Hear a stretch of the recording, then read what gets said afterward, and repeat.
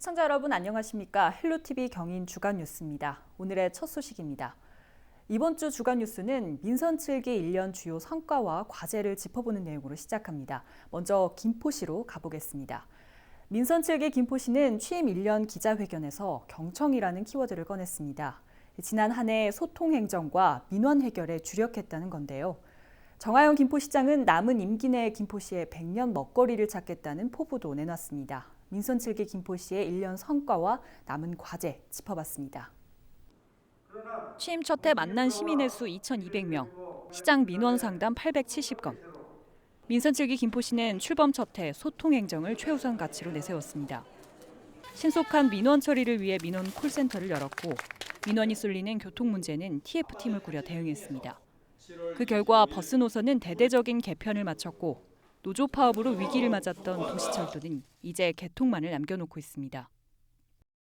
김포 시민들 모두가 함께 공감하고 풀어내고자 했던 교통의 문제들을 7월 27일 도시철도 개통과 대중교통버스 노선 개편 등에 따른 여러 가지 부분들을 나름 많은 부분 진전시켜냈다라고 하는 스스로의 자평을 좀 해보고 있습니다. 하지만 풀어야 할 과제도 많습니다. 시민들과 약속했던 서울 지하철 5호선 유치는 여전히 안개 속. 2기 한강신도시 조성과 대학병원 유치, 한강 시내폴리스 사업 등 굵직한 개발 사업들도 임기 내 풀어야 할 숙제입니다. 낙후된 북부권과 신도시 사이 편차를 줄이는 것도 과제 가운데 하나입니다. 북부권 있지 않습니까? 예. 대구시나 월구 같은 데는 굉장히 지금 김포 신도시에 비해서 굉장히 개발 편차가 굉장히 심하다고 좀 보고 있거든요. 지금 편제되어 있는 수많은 개별 사업장들을 집적화시켜내서 그것을 미래 성장 산업으로 좀 발전해 시켜내는 그런 또 하나의 성장축이 있는 것이고요.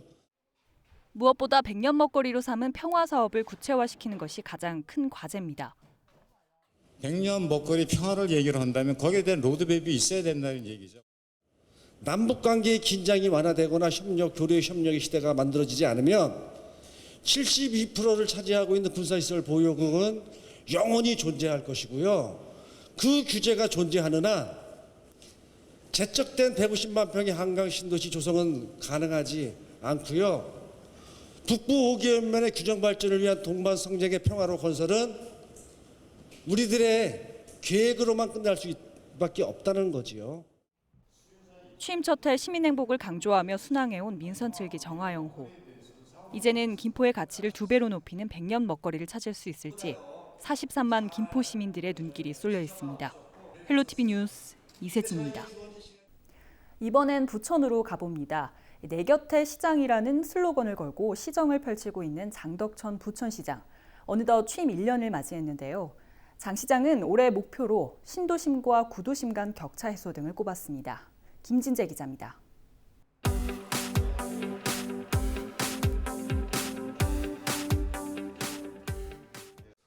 성과라고 하면 그동안 시에서 몇 년 전부터 추진해왔지만 좀 어느 정도 출발을 하지 못하고 있던 아주 큰 개발 사업들이 이제는 출발하기로 확정이 된 것들이 있고요. 예를 들면 대장동 신도시 문제, 기업들이 입주하기 위해 상당히 아주 오래전부터 좀 요구해왔던 사항인데 이제 출발하게 됐고요. 그러면 종합운동장 역세권도 마찬가지로 최근 들어서도 아직 발표하기는 이르지만 큰 변화가 있어서 빨리 진행될 것 같고요. 상록 영상문화단지도 이제 우선 협상대가 지정돼서 빨리 추진될 것 같습니다. 그 밖에도 이제 제대에 들어서 새롭게 시작된 커뮤니티 케어라든가 광역동, 그 다음에 또 스마트 시티 챌린지 사업이라든가 그 밖에도 몇 가지 더 있고요. 좀 아쉬웠다는 거는 제가 공약을 하기도 했지만 지금 그리고 최근 들어서 인천 지역에서 큰 문제가 됐던 수돗물 문제, 그래서 제가 고도정수 처리 시설을 도입하겠다고 공약을 했는데 지금 시에서는 조금은 진행은 됐지만 아주 대규모 사업이라 국비 지원을 좀 받아야 되는데 그 부분이 아직 확정이 안 됐고 아마 잘 될 거라고 저는 생각하고 있습니다. 더 많은 분들이 이해를 해주고 관심 갖고 지지해 주면 더 좋기 때문에 SNS를 통해서나 또는 시정 홍보를 통해서는 하고 있고요. 특히 대장동 그 개발과 관련된 환경 문제 중에 최근에 가장 대표적으로 하나 말씀드리면, 그러니까 제대로 된 정보를 가지고 좀 비판했으면 좋겠다는 생각이 들었습니다. 특히 논의 뭐 일헥타당 이산화탄소 흡수량과 관련된 부분이 있는데, 우리 시에서는 그 농업진흥원에 있는 논문이 아마 5개 정도 있습니다. 지금 환경 주장하시는 분들 그 중에 1개 논문, 흡수량이 가장 많게 평가된 1개를 가지고 아마 21.9톤인가 일헥타당 이렇게 흡수하고 있다고 발표를 하셨는데, 실질적으로 저희가 참고한 건 그걸 포함한 9개 연구 자료를 활용을 했고요. 평균 내면 우리 시가 발표한 게 맞습니다. 그래서 저희가 뭐 그건 차곡차곡 설명해 나가면 될 것 같고요. 다른 그 정책에 대한 반대도 마찬가지입니다. 제가 페이스북이나 SNS 통해서 이렇게 따로 반박 안 해도 실제로 이제 부서에서 나서서 설명하고 이런 것들이 꽤 많거든요. 앞으로도 그런 작업들은 해나갈 생각입니다. 우선 협상단장 선정하는 과정에서도 공공성 부분에서 6개 컨소시엄 중에 가장 우수한 평가를 받아서 이제 온 거고요. 그리고 또 협상을 진행해 나가는 과정이고, 그 행감에서 언급됐던 것들을 봤는데 제가 보기에 상당히 불쾌한 부분도 있고 오해하는 부분도 있고, 저희가 공모할 때도 주택 가능하다고 했고, 그리고 이게 뭐 자선 사업이 아닌 다음에는 결국은 그들도 민간 사업자도 여기서 수익을 적게나마 내야 되거든요. 근데 그런 부분에서 보면은 주택이 있어야 되고, 또 하나는 최근에 그 개발 모델들을 보면 이런 산업시설뿐만 아니라 이 주거시설이 같이 들어가야 도시가 활성화되거든요. 그러니까 특히 우리 같은 영상문화단이 더 그렇습니다. 외부에서 관광객들도 많이 찾아오고 이런 시설도 들어가는데, 거기에 주택이 없어서 밤에 도시가 텅 비어버리면 사실은 그것도 맞지 않거든요. 그래서 주택 비율은 뭐 지금 협상 단계에서 좀 조절을 가능할 것도 같고요. 어디서 정보가 가는지 모르겠는데 전혀 틀린 내용들이 막 주장되고 있어서 뭐 그런 것들도 이제 아마 차츰 이해가 되실 거고, 이 협상 과정에서 다 공개할 수는 없는 문제니까요. 이제 뭐 제가 공약했던 것들 지키는 문제도 중요하겠고요. 지금 4월 달에 그 매니페스토 한국 본부에서 평가한 걸로는 226개 지자체 중에 저희가 최고 등급 받았고, 또 시 단위에서는 제 공약이 1등, 그 실천 계획이 1등을 했다고 하더라고요. 그래서 이제 거기에 맞게 그 이상에 맞게 잘 실천해 나가겠고, 주민들의 삶과 아주 밀접한 부분들, 그 다음에 이 지금 원도심과 신도심 사이에 그런 주거 환경의 불균형 문제를 올해부터 좀 강력하게, 그리고 부천의 미래 성장 동력에 대한 문화산업화도 아주 강력하게 좀 추진해 나갈 생각이에요. 그러니까 아주 저 미세한 정책부터 이렇게 큰 정책까지 골고루 좀 빠짐없이 잘 점검하고 추진해서 시민들의 삶이 적어도 제 임기 4년이 지나면 확실히 달라졌구나 좀 느끼실 수 있게 그렇게 만들어 보겠습니다. 경기도민 60%가 이재명 도지사의 지난 1년을 긍정적으로 평가한 것으로 나타났습니다. 분야별로는 복지 정책이 20%로 가장 높았으며, 경제 일자리 정책과 교통, 환경과 부동산 순으로 응답했습니다. 특히 24시 닥터 헬기 운영에 도민 90%가 잘한 것으로 평가했으며, 도의료원 수술실 CCTV 설치, 공공임대주택 20만 호 공급, 산후조리비 지원에 대해서도 80% 이상이 잘했다고 답했습니다. 이번 조사는 경기도가 여론조사 기관인 K-스탯 리서치에 의뢰해 만 19세 이상 도민 1000명을 대상으로 지난 15일부터 이틀간 전화 면접조사 방식으로 실시했으며, 표본 오차는 95%에 신뢰 수준은 플러스 마이너스 3.1%포인트입니다. 지난 7월 1일 지역에서는 크고 작은 변화들이 있었습니다. 부천시는 행정복지센터 개청식을 열고 전국 최초 광역동 시행을 알렸는데요. 기존 36개 동을 10개 광역동으로 전환해 행정 업무 효율을 극대화한다는 겁니다. 일부 주민들은 민원 업무를 보는데 불편함이 생길 수 있다며 우려했습니다. 김진재 기자입니다. 부천시가 1일 각 행정복지센터 개청식을 열고 본격적인 부천 광역동 시대의 시작을 알렸습니다. 지난 2016년 3개 구를 폐지한 지 3년 만입니다. 행정구역을 광역동으로 전환한 것은 부천시가 전국 최초. 7월 1일부로 기존 36개 동은 10개 광역동으로 통합됩니다. 장덕천 부천시장은 광역동은 높아지는 복지 수요에 적합한 행정체계라며 이번 개편에 대한 기대감을 드러냈습니다. 작은 구청과 같은 아주 알찬 또 시민들이 더 빠른 민원을 해소할 수 있는 그런 권한을 배분할 계획이고요. 한편으로 복지와 관련해서도 우리 지금 부천시가 커뮤니티 케어 선도도시가 돼 있는데 그런 커뮤니티 사업을 하기에도 가장 적절한 방식이 광역동이 아닌가. 부천시는 기존 동주민센터를 10개 행정복지센터로 통합하면서 매년 인건비 27억 원가량을 절약하는 효과가 있을 것으로 기대했습니다. 특히 시는 동주민센터 청산의 여유 공간을 주민복지시설로 사용하면 1,638억 원의 경제적 편익을 얻을 것으로 예상했습니다. 하지만 광역동 시행 첫날 일부 시민들은 기존의 집 근처에서 할 수 있던 업무를 멀리까지 찾아가야 할 수 있게 됐다며 불만을 토로했습니다. 전입신고와 인감 신규 발급 및 변경 업무 등은 광역동 행정복지센터에서만 할 수 있기 때문입니다. 우리가 옛날에는 이렇게 한 군데서 다 됐잖아요. 인감이고 뭐 초본이고 중본이고 다. 서류를 여기 가서 떼야 되고 저기 가서 떼야 되고 이런 부분이 굉장히 좀 불편하네요. 뭐 젊은 사람들은 괜찮지만 노령민들은 조금 많이 불편할 것 같네요. 부천시는 오는 3일까지 광역동 개청 종합상황실을 운영하며 예기치 못한 시민들의 불편 사항에 대응할 계획입니다. 헬로티비 뉴스 김진재입니다. 신도시에 비해 농촌 마을은 여전히 대중교통을 이용하기 어렵습니다. 김포시가 이런 교통 소외 지역 주민들을 위해 특별한 택시를 준비했는데요. 바로 이음택시입니다.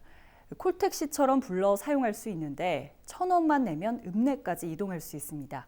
이음택시 지난 1일부터 운행을 시작했는데요. 운행 첫날 분위기를 살펴봤습니다. 김포 양촌읍의 한 마을 회관. 외출 준비를 마친 박태덕 할아버지가 어디론가 전화를 겁니다. 네, 이음택시죠? 네, 학원 삼리 박태덕인데요. 여기 마을회관에 이음택시 올 수 있나요? 네네네, 예. 얼마나 걸리겠습니까? 네, 고맙습니다. 10분쯤 지나자 택시 한 대가 마을로 들어옵니다. 어서 오세요. 네, 아유, 양곡급사무소 갑시다. 구불구불한 시골길을 지나 읍내에 도착하기까지 15분. 요금은 1,000원입니다. 1,000원이죠? 네. 아유, 감사합니다. 네. 그동안 이곳 마을 주민들이 차 없이 읍내로 나가려면 600m 이상 떨어진 정류장까지 걸어가야 했습니다. 여기에 2시간에 한 번꼴로 오는 버스를 타야 읍내까지 갈 수 있었던 상황. 이제 주민들은 큰 비용 걱정 없이 택시를 부를 수 있게 됐습니다. 마을과 마을을 이어주는 이음택시 때문입니다. 물건 하나 사러 가려면 토요일, 일요일 날 자식들이 와야 또 자식들이 태워다가 가가지고 장을 보고 택시를 타려면은 예를 들어서 뭐 한 왕복 14,000원 정도 가져야 되잖아요. 시골의 농민들이 사실 돈이 어디 있어요. 경제적으로 보탬이 되고요. 미리 등록된 마을 주민들이 콜택시 회사에 전화를 하면 콜센터에서는 택시에 이음택시를 배정하게 되는데요. 1,000원만 있으면 해당 마을 주민들이 관할 읍면 사무소까지 편리하게 이용할 수 있습니다. 나머지 비용은 정부와 김포시가 지불합니다. 대신 주민 한 명당 한 달에 이용할 수 있는 횟수는 6번으로 제한했습니다. 교통 인프라를 확충한다고 확충하였지만 아직도 부족한 게 이제 현실이고 특히 이런 뭐 양천읍, 화성면, 대구면 같은 이런 읍면 지역들이 이런 마을버스조차 좀 이용하기 좀 힘든 그런 곳이 좀 많은 게 아직은 현실인데 이런 점에 있어서는 우리 시에 분명히 그런 책임감이 있기 때문에 현재 김포에서 대중교통을 이용하기 어려운 벽지 마을은 모두 31곳. 김포시는 올해 7개 마을에서 시범 운행 후 연말까지 이음택시 이용 마을을 늘릴 계획입니다. 헬로티비 뉴스 이세진입니다.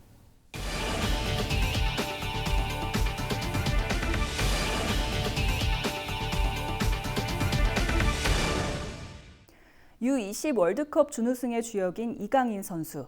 대회 이후 언론 인터뷰를 자제하며 조용히 지내고 있었는데요. 드디어 고향인 인천에 모습을 드러냈습니다. K리그가 열린 인천 축구 전용구장을 찾아 사인회와 시축 등 다양한 행사를 열었는데 그야말로 난리가 났다고 합니다. 김호 기자입니다. 이강인 선수의 사인을 받기 위해 팬들이 길게 줄을 서 있습니다. 선착순 입장을 위해 8시간을 기다렸지만 이강인 선수만 생각하면 전혀 힘들지 않습니다. 이강인 선수를 보면서 연습하지 않아요. 만나니 진짜 만나니까 너무 기분 좋고 골이 잘 해가지고 그 깃발이 이렇게 물어뜯는 그런 게 있거든요. 너무 귀엽습니다. 사랑합니다. 사랑해요.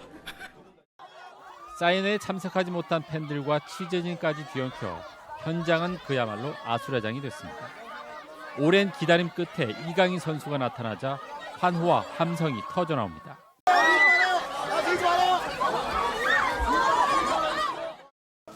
월드컵 이후 첫 사인회를 가진 이강인 선수는 수백 명의 팬들에게 정성스럽게 사인을 하고 유니폼을 나눠줍니다.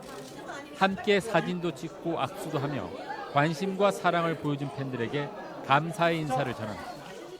여기 뭐 이렇게 너무 많이 와주셔서 너무 다 감사하고 꼭 오늘 인천 경기 이겼으면 좋겠습니다. TV로만 보던 이강인 선수를 직접 만난 팬들은 영원히 잊지 못할 추억을 간직하게 됐습니다. 정성스럽게 준비한 선물을 전달하며 세계적인 스타가 된 축구 천재의 매력에 푹 빠져듭니다. 어릴 때 이제 슛돌이부터 이강인 선수 봤는데 이제 오늘 또 유니폼도 받고 이제 그래가지고 굉장히 기분이 좋고 이제 말로 표현을 못하겠습니다. 왜 울어? TV에서 U20 월드컵 이후 휴식기를 가졌던 이강인은 자신을 길러준 고향팀을 응원하기 위해 인천 홈구장을 찾았습니다. 경기 시작을 알리는 시축도 하고 사인볼을 전수하며 팬들에게 감사의 인사를 전했습니다. 인천 많이 응원해 주셨으면 감사하겠고 저도 스페인에서 그리고 어딜 가도 진짜 인천 많이 응원하고 또 좋은 일만 일어났으면 좋겠네요. 감사합니다. 슛돌이 시절 스승인 인천 유상철 감독에게는 승리의 악수를 전하고 팀 동료였던 이광년, 이재익 선수도 오랜만에 만나 반갑게 인사를 나눕니다. 12살 어린 나이로 스페인 유학을 떠난 슛돌이 이강인. 7년이 지난 지금 세계적인 스타가 돼 고향 팬들 앞에 당당하게 섰습니다. 헬로티비 뉴스 김훈기. 오늘 준비한 소식은 여기까지입니다. 헬로티비 뉴스 경위는 언제나 지역 주민 여러분 곁에 있겠습니다. 시청해주신 여러분 고맙습니다.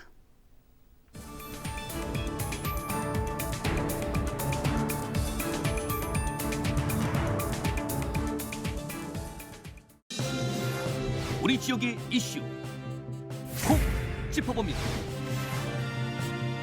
헬로 이슈 토크. 인천 붉은 수돗물 사태가 진정세에 접어들었습니다. 환경부는 인천의 수돗물 수질이 사고 이전 수준을 회복했다고 밝혔는데요. 인천시는 이번 주부터 주민 피해 보상에 대한 본격적인 협의에 들어갑니다. 하지만 주민들의 분노는 쉽게 가라앉지 않고 있습니다. 주민들은 박남춘 인천시장과 사고 당시 인천 상수도사업 본부장을 직무유기 혐의로 고발했는데요. 인천 수돗물 사태, 앞으로 피해 보상 계획과 법적 처리 문제 짚어봅니다. 안녕하십니까? 네, 반갑습니다. 네, 환경부는 이제 지난주 수돗물 수질이 사고 이전 수준을 회복했다고 밝혔습니다. 김선재 위원장님, 이제 피해 지역 주민이기도 하신데 현재 수돗물 수질 상태 어떻습니까? 2월 28일 오후에 환경부 수돗물 안심 지원단의 내주부터 지역별 수돗물 정상화 판단이란 보도 자료를 받았습니다. 네네. 그래서 지금 주민들이 하고 있는 방진 마스크 수질 테스트를 해보았죠. 네. 저희 집 수돗물은 그래도 다행히 이물질도 묻어나지 않고 깨끗했습니다. 네네. 그러나 다른 집의 모니터를 한 결과 나아지기는 했지만 여전히 연한 붉은색을 띠는 필터, 묻어나오는 이물질들, 네네. 또 온라인 카페에 올라오는 수돗물의 상태를 찍은 사진과 글들을 보면 네네. 아직 정상화되었다고 보기는 상당히 어렵습니다. 어렵다? 네. 5월 30일 첫 민원이 발생한 이후 이제 한 달이 지났습니다. 이한구 전 의원께서는 이번 사태 행정기관의 대응에 대해서 어떻게 보고 계세요? 예, 5월 30일부터 벌써 한 달이 지났고요. 아직도 네. 수습되고 있지 않은데 이번 사태의 근본 원인은 이 문제의 원인을 초기에 정확하게 시민들에게 알리고 이 부분을 수습하기 위한 과정에 대해서 하나도 숨김없이 네. 사실은 공개하면서 진행했어야 하는데 네.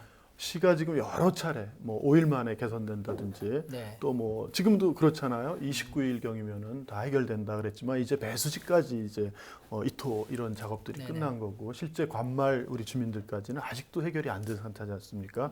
자꾸 성급하게 해결되지 않은 이런 문제들을 미리 많은 그 노력을 들어가서 해결된 것처럼 이제 이렇게 보이다 보니까 지금 주민 불신들이 더 가중돼 온 것 같습니다. 투명하지 못한 거 그리고 근본 원인에 대해서 그리고 처음부터 다 알렸다고 하면은 이렇게까지 그 주민들이 많은 피해를 보고 또 많은 이 주민들이 또 우왕좌왕하게 만드는 일은 없었을 거라고 생각합니다. 인천시는 이번 주부터 수돗물 피해 지역 주민 그리고 전문가와 함께 협의회를 구성해서 보상 문제를 논의하겠다고 밝혔습니다. 김종호 변호사님, 네. 인천시도 앞서 보상 계획에 대해 언급한 바가 있죠? 예, 그렇습니다. 그 5월 30일 적수 상태 이후에 초반에는 좀 안일한 대응을 했지만 이후에 주민들의 반발이라든가 여론이 좀 나빠지면서 그 부랴부랴 좀 보상안을 발표한 바가 있습니다. 네. 뭐 가정에서 쓴 생수 비용이라든가 필터 교체비, 뭐 저수 청소비 네. 등을 뭐 지원한다는 방안을 발표했었고 나아가서는 적수 피해 지역의 상수도 요금 전액을 정상화될 때까지 시점까지 종료되는 시점까지 면제해주겠다라고 네네. 나왔고요. 또 의료비 등의 경우에도 실비 지원할 방침으로서 발표가 되었습니다. 근데 이 부분에 대해서는 조금 안일하고 미봉책적인 보상 계획이라는 어떤 부분에서 시민들의 조금 불안과 울분을 샀던 부분이 있고 하지만 좀 다행히도 지난달 28일에는 뭐 피해보상 협의회를 구성을 하겠다라고 이야기가 나오고 있습니다. 네네. 그 내용에 조금 진일보된 부분이 있는데요. 서구, 강화, 뭐 영종 등 피해 지역 주민하고 전문가 20여 명 정도를 안팎으로 구성을 해서 네네. 보상 문제를 새롭게 논의를 하겠다.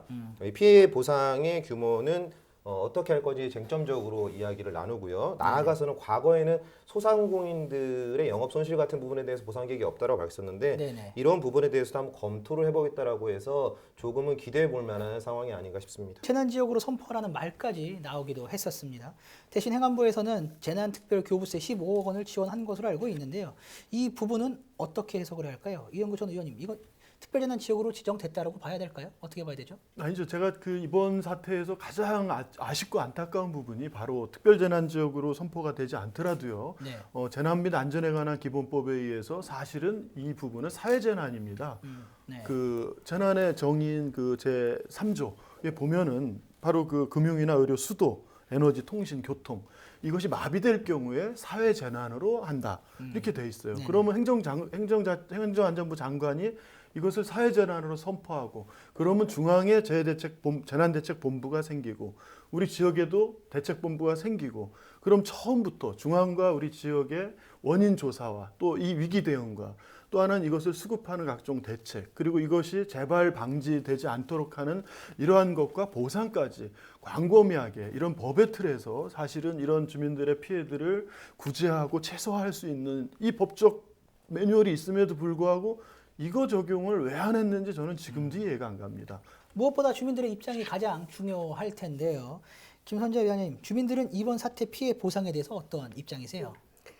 이번 환경부가 발표했듯이 100% 이거는 인재다 이렇게 네. 환경부가 발표를 했어요. 네네. 이 전제로 이번 사태에 소요된 실비, 네. 생수 구입비, 주방 세탁기, 샤워기 필터 교체비, 그다음에 정수기 필터 교체비, 네네. 또 보일러 온냉수 급수로 인한 고장에 대한 수리 비용, 네네. 뭐 수질로 인한 의료비 이런 거는 뭐 전부 100% 보상을 받아야 되겠다. 네네. 그리고 정신적 피해 보상도 분명히 받아야 한다. 뭐 이런 네네. 다양한 의견들이 많은데요. 네네.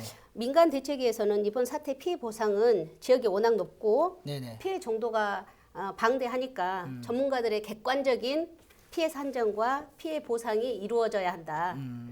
주민들이 납득할 수 있을 거라는 판단으로 주민들이 참여를 요청을 했어요. 네네. 그래서 행정적인 편의를 고려해서 이번 사태의 피해적인 서구, 영종, 강화를 한 군데로 묶어서 네네. 지원 대책 피해 보상 협의회 구성에 서구에서도 찬성을 했습니다. 네. 협의회 안을 바탕으로 해서 각 지역 대책위에서 논의하고 또 공청회를 거쳐서 객관성을 담보로 해서 피해 보상이 이루어져야 할 것입니다. 네. 행정 대응 실패, 그리고 이제 기강회의 등 이번 사태 인재로 지적이 됐습니다. 붉은 수돗물 사태, 이한구촌 의원께서 보셨을 때 재발 방지 방안이 있다면 어떤 것들이 있을까요? 예, 우선은 그 인재라고 이렇게 분명히 밝혀졌듯이 네. 그러기 위해서는 이제 각자 맡은 역할을 좀 최선을 다해야 되지만 이 상수도 본부 운영에 구조적 문제가 또 있는 게 사실입니다. 그래서 이번 기회에 이제 조직혁신, 또 하나는 그 상수도본부에 오랫동안 전문성을 갖고 근무해야 되는 공무직들이 뭐 다른 부서도 마찬가지죠. 2013년부터 사실은 정규직 전환하면서 일반직으로 네네. 전환하면서 지금은 이제 여러 직종들이 그 전문성과 무관하게 혼합돼 있단 말이죠. 이러다 보니까 이런 문제가 생겼을 때 바로 대응할 수 있는 이런 것들이 좀 떨어진 그런 인사적 문제가 있는 거고요. 네. 또 하나는 관로가 우리 시민들이 좀 아셔야 될 부분이 노후관로 때문에 생긴 문제가 아닙니다. 이 네. 부분은 분명하게 이거는 그 정상적으로 운영되던 그런 그 18년 이내 이런 관로 내에서 생긴 문제인 거죠. 네네. 이것들을 제대로 평소에 청소하지 않고 갱생하지 않고 이런 관로 관리 이런 것들이 안 돼 있다는 거고요. 사고가 생기고서 수많은 수질 검사를 했잖아요. 2만 몇천 건의 민원이 16일까지 생겼고 또 거의 1000건에 가까운 수질 검사를 했는데 수질에 문제가 없다. 그거 안 믿잖아요. 네. 왜 그러냐면 이런 수질 검사에 대한 법적인 통합적 기준이 없는 거예요. 서울시 상수도본부 다르고 경기도 다르고 또 우리 인천시도 평소에는 180개 정도의 수질 필수 항목 필수 항목 60개에서부터 또 임의까지 해서 180개, 181개를 하고 있는데 이번에 조사한 거는 그 필수 항목 중에서 핵심인 법적 요건이 11가지만 했잖아요. 네네. 바로 이러니까 불신이 있는 거죠. 그래서 환경부가 이런 수질 관리에 대한 이런 걸 통합적으로 할 필요가 있고요. 부천 상동 영상문화단지에 대한 논란이 끊이지 않고 있습니다. 5,500세대에 이르는 대규모 주거시설이 들어선다는 계획이 알려지면서 영상단지로 재기능을 할 수 있느냐, 주거단지로 전락하는 것 아니냐는 우려와 함께 영상단지 사업을 전면 재검토해야 한다는 목소리도 나오고 있습니다. 현재 상동 영상단지는 우선 협상 대상자로 선정된 GS 컨소시엄과 협상 중인데요. 과연 미래 부천 영상 문화를 육성할 단지로서 재기능을 할 수 있을지 살펴보겠습니다. 자, 얼마 전 행정사무감사 때도 조금 시끄러웠죠, 이 문제가. 당초에는 한 1000세대가 들어온다 이런 얘기들이 있었는데 컨소시엄 이제 업체가 선정이 되면서 5,500세대가 늘었어요. 왜 이렇게 세대수가 늘어난 거죠? 그러니까 왜 이렇게 늘었습니까라는 질문에는 네. 우선적으로 보면 이제 시에서 세대수 제한을 두지 않았기 때문이고요. 가장 큰 요인은 기존의 그 통합개발 이전에는 단계별로 추진하면서 1,000세대 미만이라는 제한을 두었습니다. 근데 이제 1,000세대 미만을 두고 보니 학교 신설에 대한 문제도 있고 여러 가지 문제들이 발생하니까 뭐 일단은 세대 수를 제한을 두지 않았던 것 같고 또 통합개발을 하면서는 결국은 그 큰 땅을 어떤 한 건설사가 다 책임지기가 힘들잖아요. 그러니까 그 통합개발의 내용을 영상문화단지를 만들어주는 조건으로 아파트를 짓게 해주는 그런 내용이 된 것 같고 그러다 보니 건설사 입장에서는 결국은 수익을 낼 수 있는 곳은 아파트밖에 없거든요. 그러니까 영상문화단지를 거의 비수익이라고 한다면 아파트가 거의 수익이 되기 때문에 그러다 보니 세대수를 늘려야지만 건설사도 이익이 될 테고 그런 맥락에서 세대수는 계속 올라가지 않았나 그런 생각을 해봅니다. 영상 관련 시설이 이제 주거 시설이 늘어나면 상대적으로 줄어들 수밖에 없고 그럼 또 그 기능이 과연 제대로 이루어질 수 있을까라는 의구심도 있는데 그 부분에 대해서는 어떻게 생각하세요? 충분히 지금 전체 면적의 40%가 이제 주거 시설로 이제 돼 있다고 이제 지금 부천시는 보고 있습니다. 사실은 그럼에도 불구하고 부천시는 비수익 시설이 많이 돼 있기 때문에 충분히 주거 단지로 전락할 수 있다는 그런 우려는 충분히 기후에 불과하다. 그렇기 때문에 현재 GS 컨소시엄이 제안한 어떤 사업들에 있어서 충분히 이런 것들을 다 커버할 수 있다고 보고 있고요. 주거시설 증가로 인해서 어떤 그동안에 계획했던 비수익 시설들이 줄어든 것은 절대 아니라고 지금 부천시는 주장하고 있습니다. 그래서 그런 측면에서 본다면 아파트 이제 5,500세대가 충분히 이제 나중에 이제 협상 과정에서 일부는 축소되지 않겠느냐. 일부 축소된다면 또 비수익 시설이 또 줄어들 수밖에 없는 거고 아파트가 이제 줄어드니까 또 아파트를 그대로 놔놓고 부천시는 비수익 시설, 공공 시설을 좀 더 확보할 수 있는 방안들 이제 여러 가지 방안들을 이제 협상 과정에서 논의해서 부천시가 부천 시민들한테 최적의 어떤 도움이 될 수 있는 또 일자리 창출하고 지역 경제를 활성화할 수 있는 어떤 시설로 만들지 않겠느냐 그렇게 판단하고 있습니다. 네, 이게 민재 사업이기 때문에 사업자의 수익성을 안 따질 수가 없는데 그 적정선이 어느 정도냐가 이제 중요할 것 같은데 아무튼 영상산업단지가 성공하기 위해서는 뭐 주거단지도 좋고 뭐 여러 가지 좋은데 이 컨텐츠가 어떤 컨텐츠가 들어와야 되느냐, 현재 어떤 업체가 들어와야 되느냐 중요하지 않습니까? 그러니까 부천시가 이제 우리 재정문화위원회 그 보고한 자료에 따르면 그러니까 28개의 기업이 들어온다고 돼 있습니다. 네. 그 중에 이제 국내 기업이 17개, 해외 기업이 11개 이렇게 들어와서 28개가 들어온다고 보는데 네. 일단 양에서도 터무니없고요. 28개 정도도 아직 정해진 바가 아니거든요. 근데 28개 정도를 계획하고 계획상에 일단 확약이나 또는 협약이 되어 있다라고 가정하는 기업들을 추려놓은 것이겠지만 28개가 들어오는 거는 터무니도 없을 뿐 아니라 결국은 양의 문제도 있고 질의 문제도 있습니다. 그중에 내용으로 보자면 이제 예를 들어서 방송국이 있어요. 근데 네. 방송국이 우리 지금 CJ 헬로비전처럼 이렇게 본사가 들어와서 운영하는 것과 그 프로그램에 한 스튜디오가 들어오는 건 굉장한 내용과 질이 다르잖아요. 네. 그러니까 그런 차원에서 볼 때도 굉장히 다르고 실제로 소니 픽처스가 들어온다고 하는데 아직 확정된 것도 아니지만 그 대부분의 기업들이 들어온다는 게 소니 픽처스를 포함해서 어떤 내용으로 어떻게 들어오냐가 저는 중요하다고 봐요. 어떤 일부분의 사무 공간으로 들어오는 그런 맥락이라면은 말이 안 되는 거고요. 실제로 거기서 진짜 뭐 예를 들어 어떤 제품을 생산해서 그 생산을 해서 판매까지 하고 그 판매 시설에 대한 그런 문화적인 창출이 우리 부천시의 어떤 주민들에게 이익이 된다든가 아니면 그게 우리 시의 보탬이 세수로든 뭐든 보탬이 된다든가 이런 맥락으로 되어야지만 이 기업이 잘 들어왔고 어떤 내용적으로도 그렇고 그런 기업이 들어와서 우리 시에 보탬이 되는 부분들이 분명히 있어야 되는데 지금 상태로는 이런 게 있을 수 있을까 하는 의구심이 좀 들 뿐만 아니라 그렇게 된다면 이 비수익을 그 개발해 준다는 조건으로 우리가 땅을 싸게 팔아줬거든요. GS 컨소시엄에. 네, 그렇죠. 그러면 약 1조 원밖에 우리가 수익이 안 납니다. 그렇다면 결국 그 노른자 그 좋은 10만 평이라는 땅을 그 헐값에 그렇게 팔고 결국은 개발 그 기업도 제대로 못 들어오고 이러면 우리 시만 손해고 전체적인 도시계획에도 맞지가 않습니다. 앞으로 이제 그 협상 과정에서 네. 지금 우리 논란이 되고 있는 부분들에 대한 수정 가능한 건가요? 어떻습니까? 충분히 뭐 공모 지침서상에 네. 그렇게 변경할 수, 수정할 수 있다라고 이제 제시돼 있기 때문에 충분히 모든 사업들이 뭐 변경은 될 걸로 예상을 하고 있습니다. 뭐 주요 콘텐츠는 그대로 가겠지만 부수적인 어떤 콘텐츠들은 충분히 이제 변경이 가능할 것 같고 또 이제 아파트 세대 수도 워낙 많은 어떤 여론들이 많기 때문에 부정적인 의견들이 많기 때문에 네. 충분히 축소되지 않겠느냐. 또 시 입장에서도 뭐 축소도 검토를 하고 있다. 그렇다면 아까 이야기한 대로 아파트 세대 수를 축소했을 경우에 또 비수익 시설을 또 축소해야 되는 어떤 그런 부담이 있기 때문에 그거를 적절하게 이제 협상 과정에서 진행하다 보면 여러 가지 어떤 안들이 이제 수정하고 이제 변경되지 않겠느냐. 네.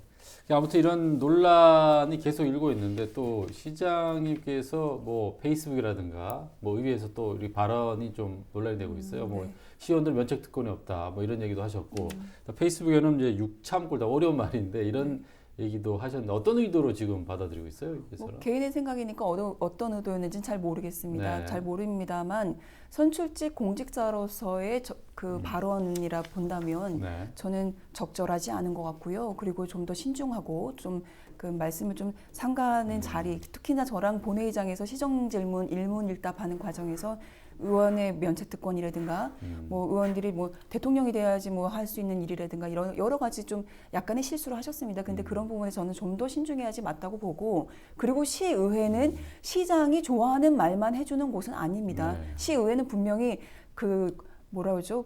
뭐 시의 집행부에서 하는 정책이나 내용들에 대해서 감시하고 감독할 수 있는 그런 책무를 부여받고 앉아 있는 사람들입니다. 네. 시의원들이 그렇기 때문에 시의원들이 시장이 좋아하는 이야기나 정책을 하는 집행부가 좋아하는 이야기만 한다는 거는 저는 옳지 않고 그거는 정말 있을 수 없는 일이라고 생각합니다. 그리고 그런 발언들도 좀 삼가하고 조심해야지 서로가 존중하면서 함께 일을 할 수 있는 거 아닌가 하는 생각이 듭니다. 지난 시간 기포도시공사에서 직원들에게 개인정보 동의서를 받아 물의를 빚고 있다는 소식 전해드렸는데요. 보안 프로그램까지 깐 것이 알려지면서 사찰 의혹으로 번지고 있습니다. 김포의 시민단체에서는 진상규명과 책임자 처벌을 요구했고 김포시는 특별 감사에 착수했습니다. 김포도시공사가 지금 개인정보 관련해 논란이 점점 더 커지고 있습니다. 개인정보 보안각서 파장이 결국 사찰 논란으로까지 번지고 있는데요.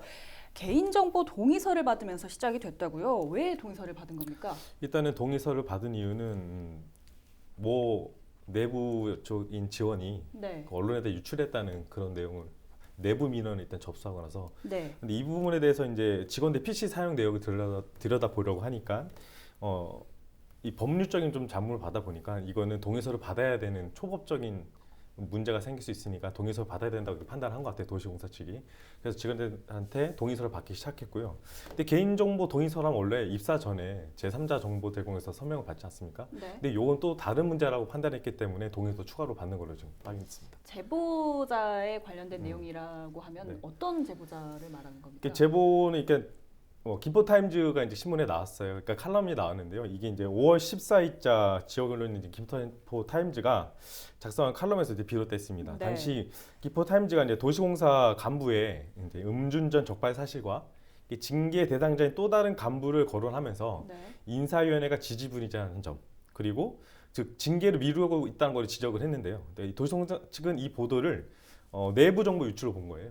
그러니까 직원이 흘려줬다 언론한테. 근데 이 중에는 특히 간부의 음주운전 적발 사실을 김포타임즈에 제보한 경로를 파악하기 위해서 개인정보 동의서 받겠다고 6월 10일 공문을 통해서 네. 직원한테 알렸습니다. 김포도시공사 측에서는 직원들은 이 프로그램이 깔린 것을 이미 알고 있었다. 그리고 개인 동의서를 받은 이유는 이 언론에, 그러니까 언론에 보도된 기사에 대해서 어떤 조사를 해달라는 제보가 있었다. 그래서 동의서를 받은 것이다라는 이제 입장을 보인 것으로 나타나고 있습니다. 그러면 도시공사 측의 입장은 정당한 걸까요? 어떻게 보십니까? 우리가 이제 개인정보 동의서 제출은 합당하지 않습니까? 자발적인 부분이라면 네. 보통 우리가 인터넷으로 상품을 구입한다든지 보험을 가입할 때도 개인정보 동의서를 우리가 여부를 확인하지 않습니까? 네. 그래서 이것은 합당할 수 있는데 그게 과연 자발적이었느냐, 조직의 힘, 즉 강압적인 부분이 있었느냐, 이건도 직원들이 용기 있게 좀 그 상황을 명확히 밝힐 필요가 있다. 저는 이렇게 보고 있습니다. 다만 시기를 아까 우리 뉴스원 우리 정 기자님 말대로 시기를 소급 적용했단 말이에요. 이 네. 소급 적용했다는 것은 과거의 행태를 다 보겠다는 거거든요. 네. 이것은 예방 프로그램보다도 예방 방지하는 프로그램보다도 과거의 기능을 다시 한번 훑어보겠다는 거단 말이에요. 이러다 보니까 이제 사찰 네. 오해와 우려가 지금 있는 겁니다. 이것들을 좀 도시공사가 명확히 했어야 되는데 굉장히 그 오해의 소지를 주었다는 것은 입이 10개라도 할 말이 없지 않느냐 이렇게 생각이 듭니다. 직원들의 반응은 좀 어떤가요? 일단 이 동의서를 받는 거에 대해서 이제 동의를 냈다가 철회하시는 부분도 있고, 네. 그리고 아니면 또 일본 아예 동의하지 않는 부분도 있고, 그러니까 내부적으로 어쨌든 고용하는 쪽에서 자기한테 이거 받겠다는데 말은 못 하더라도 속으로 끙끙 앓고 있는 거죠. 이거는 기분 나쁜 일이잖아요. 어떻게 보면 내 모든 것들을 다 볼 수 있는 부분이기 때문에 이 부분에서 약간 좀 거부감이 있는 거는 사실이에요. 강압에 의한 부분이라고 아무래도 그런 게 생각하시는 있겠죠. 분들도 네네네. 계시겠네요. 사측에서 아무래도 이 동의서를 내비는데 같이 일하는 입장에서 그걸 사인 안 한다는 거는 약간 조금 바란다는 또 보이는 그런 게 있으니까 속으로는 되게 많이 끙끙 앓고 있는 것 같아요. 개인의 네. 그 힘이 조직의 힘을 그렇죠. 상당히 극복하기가 쉽지 않는 게 않죠. 현실이 아니겠습니까? 아마 그런 점을 우려한 점을 말씀하시지 않나 생각이 듭니다. 저희가 이번 사태에 대해서 좀 이야기를 해보면서 또 이야기를 해볼 만한 점이 그러면 과연 회사가 정보 유출을 막기 위해서 직원들의 사생활이나 개인정보를 좀 어디까지 좀 제어를 할 수 있느냐라는 부분인 것 같은데요. 회사에서 생활을 하다 보면 그 경계가 좀 모호하지 않습니까? 이럴 때 좀 어떻게 해야 될까요? 예, 저도 이제 직장 생활을 10여 년 넘게 이제 큰 기업에서 해왔던 경험이 있는데요. 그 중에 사실 개인 영역과 공적인 영역이 참 구분이 모호합니다. 네. 쉽게 말씀드려서 예를 들어서 오늘 점심을 뭐하러 무엇을 먹을까 하고 직원들끼리 메신저를 할 수 있습니다. 이건 분명히 공적 영역입니다. 일을 통해서 그 식사하는 부분이니까. 그런데 식사를 하다 보면 어제 조금 약주를 조금 해서 속이 안 좋아서 음식을 뭘 먹었을까? 그러면 어제 한 행동, 내 개인의 사생활이 또 같이 노출되는 네. 아주 애매모호하다. 그렇죠. 그래서 이런 계기를 통해서 개인적 영역과 공익적 영역을 명확하게 구분하는 그런 매뉴얼을 우리 그 도시공사가 좀 마련할 필요가 있다라는 생각이 듭니다. 그리고 이제 그 개인정보 처리 시스템의 그 접속 기록 관리를 강화할 필요가 있다. 네. 그러니까 현행법에는 되게 보면 6개월인데 이걸 좀 1년 단위로 접속 기록 그 기간을 연장하고 또 자체 감시 시스템을 개발해서 이것을 이제 그 반기별로 지금 6개월 단위로 하고 있는데 이걸 월 1회씩으로 자체 감사 기능을 또 강화하면 이런 부분들이 조금은 시스템적으로 좀 개인정보 유출이 방지하지 않을까 하는 생각이 듭니다. 어떤 보완점이 좀 필요하다는 말씀이시죠. 네, 이번 사태로 다시 한번 돌아가서 이야기를 해보겠습니다. 지금 이번 사태에 대해서 김포시가 특별 감사라는 칼을 빼들었습니다. 현재 좀 조사에 진척이 좀 있습니까? 근데 제가 확인해 본 게 어제부터 이제 감사가 시작됐어요. 네. 감사가 시작돼서 분명히 이 감사 과정에서는 기술적인 부분도 이제 규명이 좀 이루어져야 할 것이고, 네. 그리고 이번 사안뿐만 아니라 도시공사가 이제 전반적인 기강 회의 문제를 점검해야 되기 때문에 한 시간을 좀 3에서 4주 정도 걸릴 거로 예상이 되고 있고요. 네. 결과는 좀 시간이 흘러 나올 것 같아요. 근데 이 감사에서 이제 한 것이 이게 정말로 내부 정보 유출로 볼 수 있는지 아니면 진짜로 이게 사찰을 위한 것인지는 좀 명확하게 좀 시가 또 들여다봐야 될 거라고 생각하거든요. 그러니까 도시공사에서는 이런 얘기를 해요. 그러니까 내부 직원, 그러니까 내부적으로 민원이 제기돼서 이런 감사를 자체도 또 벌였다 얘기를 네. 하거든요. 근데 문제는 그거예요. 그러니까 언론이 이 공기업 같은데 내부 정보에 듣는 방법은 직원이 아니고 경찰, 검찰 뭐 여러 가지 다양히 많거든요. 네. 근데 왜 하필이면 도시공사 이렇게 했는지, 왜 무슨 이유 때문에 도대체가, 그럼 마치 이것이 누가 특정인을 지명을 하고 나서 이거를 보려고 하는 건지, 이 부분이 상당히 좀 도시공사가 왜 그렇게 하는지 명확하게 얘기를 하지 않아요. 그냥 프로그램은 이미 직원들이 다 알고 깔고 있었다 이렇게만 얘기하지, 과연 누구 이렇게 얘기하는 건지 자주 좀 도시공사 한번 묻고 싶다는 생각이 들어요. 그러니까 뭔가 있지 않을까. 제보자 색출이라는 그렇죠? 오해를 얻기가 딱 좋은 상황인 거네요. 그러니까 누군가 특정하게 찍은 것 같은 느낌이 드는 거예요. 도시공사가 이걸 자꾸 들어본다는 것이. 그 부분에 대해서 도시공사가 확실히 해줄 필요가 있다고 보여요. 그런데 사실 김포도시공사 같은 경우에 지금 시설관리공단과의 어떤 재통합 문제, 뭐 여러 가지 좀 시끄러운 부분들이 많이 있는데 이런 논란이 지금 계속해서 나오는 이유는 뭘까요? 저는 이제 근본적으로 제가 그 한 6, 7년 전에 그 시의원으로 생활할 때 도시공사의 문제점을 많이 지적했습니다. 그때는 이제 부채 비율도 상당히 높았고 또 한 5천억이 넘는 부채가 좀 있었습니다. 그래서 이 재정 문제를 좀 명확히 다뤄야 되겠다는 생각이 들었고, 네. 또 이 직원들이 뭐 들을 때 어떻게 거부갈지 모르겠지만 도시공사는 이제 많은 경력직들이 오시는데 이 다른 회사에서 온 경력직이 모이다 보니까 조직 내에서 융합적 요소가 좀 떨어지는 게 있고요. 또 이것은 관리와 사업 영역인데 이 사업에 대한 책임감과 또 주체의식이 좀 많이 결여되어 있지 않느냐라는 속에서 이 문제도 같이 발생됐다 이렇게 보여집니다. 두 분 오늘 말씀 고맙습니다. 감사합니다. 네, 지금까지 헬로 이슈 토크였습니다. 시청해주신 여러분 고맙습니다.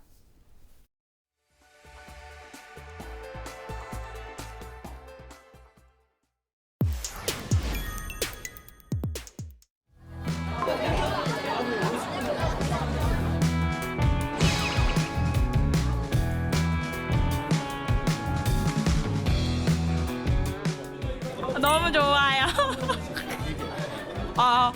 강인 선수 이제 좀 있으면 스페인으로 가는데 이제 조금밖에 시간이 안 남아서 이렇게 볼 수 있어서 너무 행복해요. 이제 일이 잘 안, 골이 잘 안 돼가지고 그 깃발이 이렇게 물어뜯는 그게 있거든요. 너무 귀엽습니다. 사랑합니다. 사랑해요.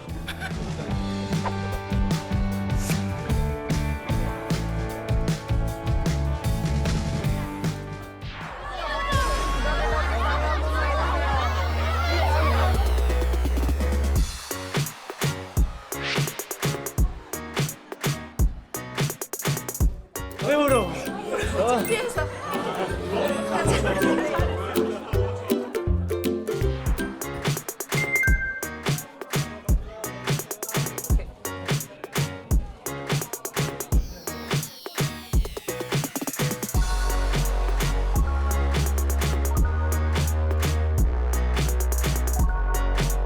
슛돌이 때부터 잘 보고 있어가지고 잘 될 거 알고 있어서 항상 응원하고 있고, 오늘 이렇게 봐서 되게 기분도 좋고 되게 그냥 말로 제 표현을 못하겠어요.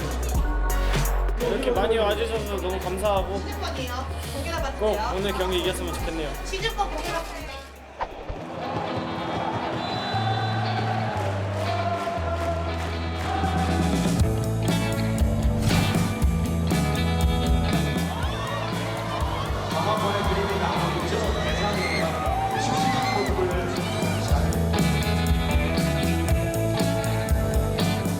이렇게 많이 응원해 주셔서 너무 감사하고 저도 스페인에서 열심히 인천 응원하겠습니다. 인천 화이팅!